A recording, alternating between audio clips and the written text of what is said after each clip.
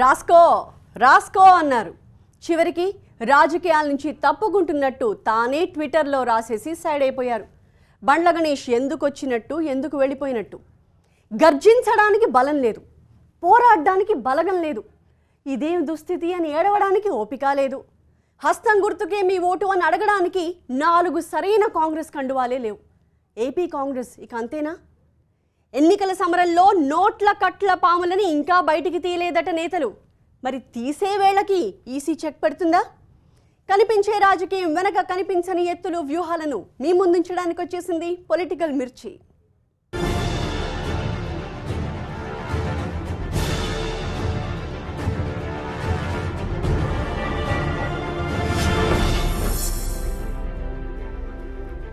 దీప్తి వాజ్పేయి అను నేను శాసనం ద్వారా నిర్మితమైన భారత రాజ్యాంగం పట్ల నిజమైన విశ్వాసం, విధేయత చూపుతానని, భారతదేశ సార్వభౌమాధికారాన్ని, సమగ్రతను కాపాడతానని, తెలంగాణ రాష్ట్ర శాసనసభ్యురాలిగా నా కర్తవ్యాలను శ్రద్ధతో, అంతఃకరణ శుద్ధితో నిర్వహిస్తానని, భయం కానీ, పక్షపాతం కానీ, రాగద్వేషాలు కానీ లేకుండా రాజ్యాంగాన్ని, శాసనాలను అనుసరించి ప్రజలందరికీ న్యాయం చేకూరుస్తానని నా తెలంగాణ ప్రజల సాక్షిగా ప్రమాణం చేయబోతున్నాను.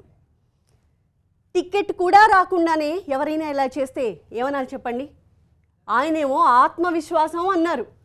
ఇది సెల్ఫ్ కాన్ఫిడెన్స్ కాదు సామి, ఓవర్ కాన్ఫిడెన్స్ అని ఎంతమంది చెప్పినా వినలేదు. కానీ మనలో మన మాట, ఎక్కడ నెగ్గాలో తెలియకపోయినా ఎక్కడ తగ్గాలో తెలిసినోడు బండ్ల గణేష్. విషయం అర్థమైంది, వినయంగా రాజకీయాల నుంచి సైడ్ అయిపోయారు. ఎక్కడ నగ్గాలో కాదురా, ఎక్కడ తగ్గాలో తెలిసినోడు గొప్ప. అరేవో సాంబా రాస్కోరా గబ్బర్ సింగ్ మూవీలో ఫేమస్ డైలాగ్. ఆ చిత్ర నిర్మాత బండ్ల గణేషే. పొలిటికల్ స్క్రీన్ మీదకి వచ్చిన తర్వాత ఆయన కూడా అచ్చం ఆ సినిమా డైలాగ్నే ఫాలో అయ్యారు. చాలా చాలా రాసుకోమన్నారు. రాజేంద్రనగర్ టికెట్ నాదే రాసుకోమన్నారు. నా గెలుపు ఖాయం రాసుకోమన్నారు. అయోమయంగా చూస్తున్న ప్రజలతో నమ్మరా? అయితే రాసుకోవడమే కాదు చూసుకోండి అంటూ శాసనసభ్యుడిగా ఎలా ప్రమాణ స్వీకారం చేస్తానన్నది కూడా చేసి చూపించారు. ఇన్నేసి రాసుకోమంటే అధిష్టానమేమో ఆయనకు కనీసం టికెట్ కూడా ఇవ్వలేదు. అదే సమయంలో బండ్ల జోష్ మీద నీళ్లు చల్లడం దేనికిలే అంటూ అధికార ప్రతినిధి హోదానిచ్చేసింది హైకమాండ్. దాంతో రాస్కో సాంబా ఎపిసోడ్ని నాన్ స్టాప్గా కంటిన్యూ చేశారు బండ్ల గణేష్. తెలంగాణ అసెంబ్లీ ఎన్నికల్లో విజయం సాధించేది కాంగ్రెస్ పార్టీనే, పవర్లోకి వచ్చేది కాంగ్రెస్ పార్టీనే, రాసి పెట్టుకోండి అనేశారు. చివరకు 19 మంది ఎమ్మెల్యేలని మాత్రమే గెలుచుకొని చావు తప్పి కన్నులొట్టపోయిన పరిస్థితికి చేరింది కాంగ్రెస్. ఇక చెప్పేదేముంది? అనుభవం అయితే గాని తత్వం బోధపడదు అన్న సంగతి పక్కాగా బోధపడింది. విధ్వంసకర స్టేట్మెంట్స్ మాయమయ్యాయి. విషయం అర్థమైంది.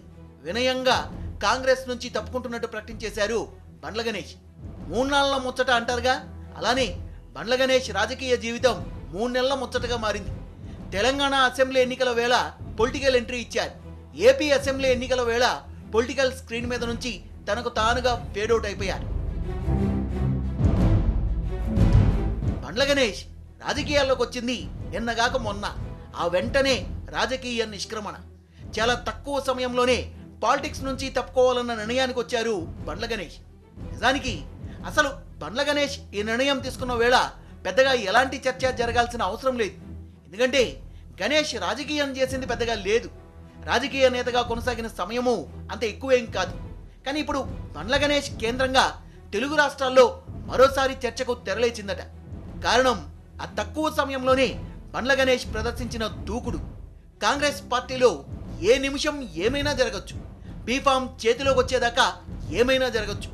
అలాంటి పార్టీలో టికెట్ కూడా రాకుండానే గెలిచి అసెంబ్లీలో చేసే ప్రమాణ స్వీకారాన్ని పబ్లిక్గా ప్రాక్టీస్ చేయడం, దాన్ని ఆత్మవిశ్వాసం కోణంలో సమర్థించుకోవడం నాడు అందరి దృష్టిని ఆకర్షించింది, చర్చకు తెరదీసింది. వీటన్నింటికీ మించి కాంగ్రెస్ పవర్లోకి రాకపోతే బ్లేడ్తో గొంతు కోసుకుంటానంటూ బండ్ల ప్రదర్శించిన సెల్ఫ్ కాన్ఫిడెన్స్, ఒక పొలిటీషియన్కు ఉండే సీరియస్నెస్ ఆయన మీద లేకుండా చేసిందని రాజకీయ వర్గాల్లో డిస్కషన్ నడిచింది. గుర్తుపెట్టుకోండి, కాంగ్రెస్ పార్టీ అధికారంలో రాకపోతే మీరు 7 o'clock బ్లేడ్ తీసుకురండి. మీ ముందు TV9లో డైరెక్ట్గా ఇదే ప్లేస్లో గొంతు కోసుకుంటా. తెలంగాణ అసెంబ్లీ ఎన్నికల్లో టీఆర్ఎస్ గెలిచింది, కాంగ్రెస్ ఓడింది. మోదీ నుంచి సోనియా, రాహుల్ గాంధీ దాకా జాతీయ నేతలు ప్రచారం చేశారు. అటు కేసీఆర్, ఇటు చంద్రబాబు, ఉత్తమ్ కుమార్ రెడ్డి, కోదండరాం, కమ్యూనిస్టులు హోరాహోరీ సమరం చేశారు. అయితే మొత్తం తెలంగాణ అసెంబ్లీ ఎన్నికల సమరంలో భయంకరంగా పేలిన ఏకైక డైలాగ్, ఏకైక సవాల్ మాత్రం బండ్ల గణేష్ విసిరిన బ్లేడ్ ఛాలెంజే. అదే సమయంలో జీవితాంతం కాంగ్రెస్లోనే ఉంటానని కూడా బల్లగుద్ది చెప్పారు నాడు బండ్ల గణేష్. ఎన్నికల ముందు చేరినటువంటి బండ్ల గణేష్ కాంగ్రెస్ పార్టీలో ఒకవేళ ఈ ఎన్నికల్లో కాంగ్రెస్ పార్టీ ఓడిపోతే ఆ పార్టీలో కంటిన్యూ అవుతారా లేక వేరే పార్టీకి వెళ్ళిపోతారా? ఇవాళ గుర్తుపెట్టుకోండి, చచ్చిపోయే వరకు, రాజకీయాల్లో ఉన్నంత వరకు కాంగ్రెస్ నాది. రాజకీయాల్లో అసలు ఉంటారా? కాంగ్రెస్ పార్టీ ఓడిపోతే రాజకీయాల్లోనే ఉంటా, పార్టీ ఉంటా, నా వ్యాపారం చేసుకుంటా. తెలంగాణ అసెంబ్లీ ఎన్నికల్లో కాంగ్రెస్ ఘోర ఓటమి చెందిన వెంటనే సోషల్ మీడియాలో పిసిసి అధ్యక్షుడు ఉత్తమ్ కుమార్ రెడ్డి కన్నా ఎక్కువ ట్రోల్ అయింది బండ్ల గణేషే. చివరిదాకా కాంగ్రెస్లోనే ఉంటానన్న బండ్ల గణేష్కి ఈ 4 నెలల్లోనే తాను రాజకీయాలకు సరిపోను అన్న విషయం అర్థమైనట్టుంది. రాజకీయాల నుంచి తప్పుకుంటున్నట్టు ప్రకటించారు. రాహుల్కి, ఉత్తమ్కి కృతజ్ఞతలు చెప్పేశారు. ఇక నుంచి నేను ఏ రాజకీయ పార్టీకి చెందిన వాణ్ణి కాదంటూ అన్ని పార్టీలకు ఇకపై సన్నిహితున్నే అని చెప్పకనే చెప్పేశారు. తెలంగాణ కాంగ్రెస్ కష్టాల ఊబిలో కూరుకుపోతున్న వేళ బండ్ల చాలా తెలివిగా సైడ్ అయిపోయారని రాజకీయ వర్గాల్లో చర్చ సాగుతోందట. నిజమే, రాజకీయాల్లో ఎక్కడ నెగ్గాలో బండ్ల గణేష్కి తెలియలేదు, కానీ ఎక్కడ తగ్గాలో తెలుసుకున్నారు, తగ్గిపోయారు. రాజకీయాల నుంచి తనకు తానుగా తప్పుకున్నారు. ఎమర్జెన్సీ తర్వాత దేశమంతా కాంగ్రెస్ పార్టీని చిత్తుగా ఓడిస్తే నాటి ఉమ్మడి ఏపీ ప్రజలు మాత్రం ఆ పార్టీకి బ్రహ్మరథం పట్టారు. అలాంటి కాంగ్రెస్ నేడు తెలంగాణలో పీకల్లోతు కష్టాల్లో ఉంటే ఏపీలో చెప్పుకోవడానికి ఏమీ లేని పరిస్థితికి చేరింది. ఎలాంటి పార్టీ ఎలా అయిపోయిందని బాధపడ్డానికి కూడా పట్టుమని 10 మంది పెద్ద నేతలు లేకుండా పోయారు ఏపీ కాంగ్రెస్లో. గెలుపోటముల సంగతి పక్కన పెట్టండి, జాతీయ స్థాయిలో అధికారం కోసం సమరం చేస్తున్న పార్టీ కదా. అలాంటి పార్టీకి ఏపీలో ఎన్నికల సమరం చేసే నేతలు కూడా కరువైపోయారట. ఏపీ ఎలక్షన్ వార్లో టీడీపీ వర్సెస్ వైసీపీ ఎపిసోడ్ సమరోత్సాహంతో సాగుతోంది. ఇరు పార్టీలు చావో రేవో అన్నట్టుగా తలపడుతున్నాయి. ఈ నేపథ్యంలో ఏపీ కాంగ్రెస్ ఏదేదో చేసేస్తుందని చర్చించుకోవడం కూడా సరైంది కాదు. కానీ అసలు చేయడానికి ఏం లేకుండా పోయిందన్న కోణం మాత్రం ఇప్పుడు రాజకీయ వర్గాల్లో చర్చకు తెరతీసిందట. తెలంగాణలో లాగానే ఏపీలోనూ టీడీపీతో పొత్తు ఉంటే 4, 5 అసెంబ్లీ స్థానాలైనా గెలుచుకుందామని కొందరు ఏపీ కాంగ్రెస్ నేతలు భావించారట. కానీ తెలంగాణలో మహాకూటమిని ప్రజలు తిరస్కరించిన తీరుతో ఏపీలో పొత్తు పర్వానికి బ్రేక్ పడింది. దీంతో సింగిల్గానే ఎన్నికల బరిలోకి దిగిపోయింది కాంగ్రెస్. అయితే ద్వితీయ శ్రేణి నేతలంతా అభ్యర్థులైపోయారు. కానీ అసలు ప్రచారం చేయడానికి కూడా పెద్ద నేతలు లేని పరిస్థితిలో ఉందట ఏపీ కాంగ్రెస్. అసెంబ్లీ ఎన్నికలకు ఏపీ కాంగ్రెస్ రెడీ అవుతోన్న సమయంలోనే మిగిలిన కొద్ది మంది నేతలు తట్టాబుట్టా సర్దేశారు. కోట్ల సూర్యప్రకాష్ రెడ్డి, పనబాక లక్ష్మి, కొండ్రు మురళి, కిల్లి కృపారాణి ఇలా మిగిలిన ముఖ్య నేతలు కాంగ్రెస్ కి హ్యాండ్ ఇచ్చేశారు. అటు చూస్తే తిరిగి పార్టీలోకి వచ్చిన మాజీ సీఎం నల్లారి కిరణ్ కుమార్ రెడ్డి ఉలుకు పలుకు లేకుండానే ఉన్నారట. ఇక మెగాస్టార్ చిరంజీవి అయితే కాంగ్రెస్ తో అసలు సంబంధం లేనట్టే ఉన్నారు. ఇప్పటిదాకా ఏపీ కాంగ్రెస్ లో యాక్టివ్ గా ఉన్నది ఆయనేమో కళ్యాణదుర్గం నుంచి ఎన్నికల బరిలోకి దిగేశారు. దీంతో అక్కడ ఎన్నికల ప్రచారం మీదే రఘువీరారెడ్డి ఫోకస్ పెట్టారట. దీంతో అసలు ఏపీ ఎన్నికల సమరంలో కాంగ్రెస్ ప్రచార పర్వాన్ని పరుగులు పెట్టించడం కాకపోయినా కనీసం నడిపించే 4 లీడర్లు కూడా లేని పరిస్థితి ఏర్పడిందట. తెలంగాణ ఏర్పాటును చివరిదాకా వ్యతిరేకించిన ఉమ్మడి ఏపీ చివరి ముఖ్యమంత్రి నల్లారి కిరణ్ కుమార్ రెడ్డి ఆ తర్వాత వేరుకుంపటి పెట్టుకోవడం, 2014 ఎన్నికల తర్వాత సైలెంట్ అయిపోవడం చకచకా జరిగిపోయాయి. అయితే పార్టీని తిరిగి బలోపేతం చేసే వ్యూహంలో భాగంగా తటస్థంగా ఉన్న నేతలకు వెల్కమ్ సాంగ్ పాడింది ఏపీ కాంగ్రెస్. అందులో భాగంగా నల్లారి కిరణ్ కుమార్ రెడ్డి తిరిగి కాంగ్రెస్ గూటికి వచ్చారు. కానీ ఆ తర్వాత ఆయన యాక్టివ్ అయింది లేదు. చివరకు వలసలను నిరోధించడంలో కీలకంగా వ్యవహరించింది లేదు. అటు చిరంజీవి తెలంగాణ అసెంబ్లీ ఎన్నికల వేళే తాను కాంగ్రెస్ నుంచి దూరంగా జరిగినట్టు చెప్పకనే చెప్పేశారు. ఏపీ అసెంబ్లీ ఎన్నికల్లో కాంగ్రెస్ పార్టీ ఒక్క ఎమ్మెల్యేను కూడా గెలుచుకునే పరిస్థితిలో లేదు. ఈ విషయం కాంగ్రెస్ క్యాడర్ కు కూడా స్పష్టంగా తెలుసు. అలాగని ఎన్నికలకు దూరంగా లేదు కాంగ్రెస్. దాదాపుగా మొత్తం అసెంబ్లీ నియోజకవర్గాలకు పోటీ చేస్తుంది.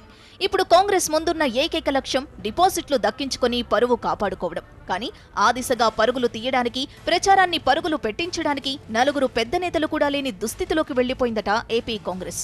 అసెంబ్లీ ఎన్నికల్లో పోటీకి అప్లికేషన్స్ ఆహ్వానించిన వేళ వచ్చిన విశేష స్పందన చూసి కాంగ్రెస్ మళ్లీ కాస్తగా ఊపిరి పోసుకుంటుంది అన్న కామెంట్స్ రాజకీయ వర్గాల నుంచి వినిపించాయట. కానీ ప్రచార పర్వం దగ్గరకు వచ్చేసరికి కథ మళ్లీ మొదటికొచ్చింది. కాంగ్రెస్ పార్టీ ఇంకా ఏపీలో కోమా స్థితిలోనే ఉందని పొలిటికల్ ఎనలిస్టులు తేల్చి చెప్పేస్తున్నారట. గెలిస్తే నాకేంటి అన్న ఆలోచన పోటీలో ఉన్న అభ్యర్థులది. ఓటేస్తే మాకేంటి అన్న ఆలోచన కన్నా ఓటేస్తే నాకేంటి అన్న ఆలోచన ప్రజల్లో. ఇక చెప్పేదే ఉంది. ప్రపంచంలోని అతిపెద్ద ప్రజాస్వామ్య దేశంలో ఎన్నికలు ఒక ప్రహసనంగా మారిపోతున్నాయి. కొనుగోళ్లు అమ్మకాలతో వ్యాపారాన్ని తలపిస్తున్నాయి. అయితే ఈసారి ఏపీ అసెంబ్లీ ఎన్నికల్లో ఇది జరగనివ్వం అంటోంది ఎన్నికల కమిషన్. మరోవైపు నేతలు ఇంకా కట్టల పాముల్ని బయటికి తీయనే లేదట. ప్రచారం చివర్లో అసలు పందేరం మొదలు పెట్టబోతున్నారని రాజకీయ వర్గాలు చెప్తున్నాయట. ఏపీలో ఎలక్షన్ వార్. ఎన్నికలు అన్న తర్వాత పార్టీల ఎత్తులు, హామీలు, విమర్శలు, ఆరోపణలు, కార్యకర్తల సందడి ఇవన్నీ ఎక్కడైనా ఉండేవే. వీటన్నిటితో పాటుగా మరొకటి ఉంటుంది. అదే ఓట్లు కొనడం. వందల వేల కోట్ల రూపాయలతో ప్రజాస్వామ్యాన్ని అపహాస్యం చేయడం.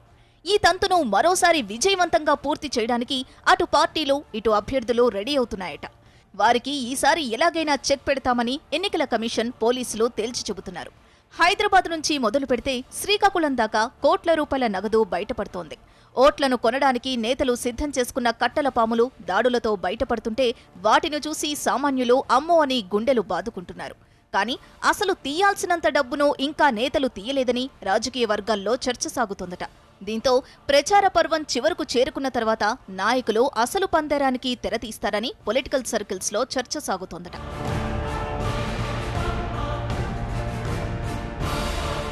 ఏపీ ఎన్నికల్లో ప్రధాన పోరాటమంతా టీడీపీ, వైసీపీ మధ్య సాగుతోంది. పవర్లోకి రాని పార్టీకి రాజకీయంగా తీవ్ర కష్టాలు తప్పవు. దీంతో ప్రధాన పార్టీలు రెండూ కూడా గెలుపు కోసం తీవ్రంగా శ్రమిస్తున్నాయి. అదే సమయంలో అటు అభ్యర్థులు కూడా ఓట్ల వేటలో హామీలను నమ్ముకోవడంతో నోట్లను కూడా వెదజల్లడానికి సిద్ధమవుతున్నారట. ఇప్పటికే కోట్ల రూపాయల నగదు పోలీసుల తనిఖీల్లో బయటపడుతోంది. అయితే దాడుల్లో బయటపడుతోన్న మొత్తం చాలా తక్కువని, అసలు పంచడానికి సిద్ధం చేసిన డబ్బుని నేతలింకా బయటకు తీయలేదని రాజకీయ వర్గాల్లో గుసగుసలు నడుస్తున్నాయట. ఓట్ల వేటలో పార్టీలు, నేతలు అడ్డదారులు తొక్కితే సహించేది లేదని ఇప్పటికే ఈసీ తేల్చి చెప్పేసింది. కేవలం వార్నింగ్స్ ఇవ్వడం మాత్రమే కాదు, ఇప్పటికే తన పని మొదలు పెట్టేసింది. నగదు తరలించడానికి చేస్తున్న ప్రయత్నాలకు ఎక్కడికక్కడ చెక్ పెడుతున్న కలవరం పెరుగుతోందట. చివరి 3 రోజులు అభ్యర్థులు డబ్బుల పందేరానికి కీలకంగా భావిస్తున్నారట. దీంతో అటు ఈసీ కూడా మరింత పకడ్బందీగా నోట్ల కట్టల పాములను పట్టుకోవడానికి రెడీ అవుతోందట.